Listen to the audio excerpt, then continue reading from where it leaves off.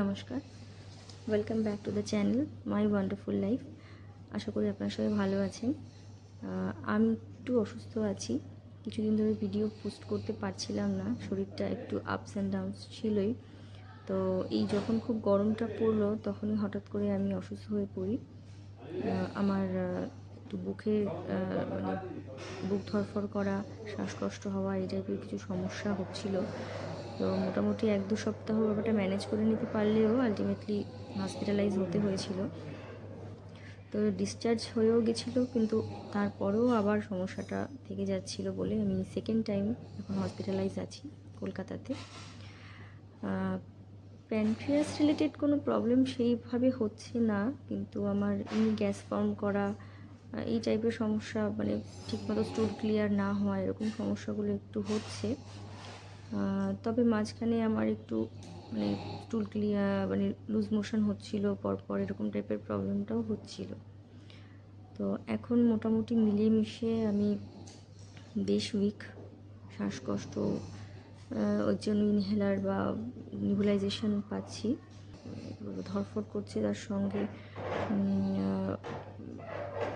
কোনো রকম ইকো ইসিজিতে কিছু প্রবলেমস আসেনি, কিন্তু একটা উইকনেসের একটা ওরা কথা বলছে ডক্টররা, যে উইকনেসের জন্য এরকম হতে পারে।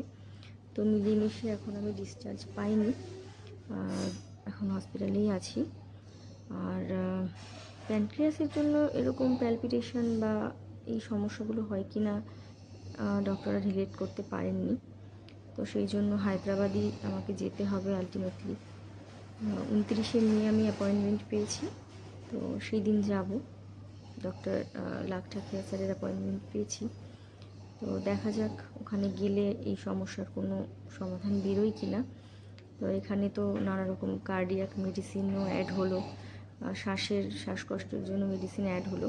তো সব কিছু নিয়েই আপাতত কিছুদিন এখানে ট্রিটমেন্ট করে আলটিমেট হায়দ্রাবাদ যাচ্ছি। তো সেখানে গেলে আবার কিছু নতুন আপডেটস আপনাদের দিতে পারবো।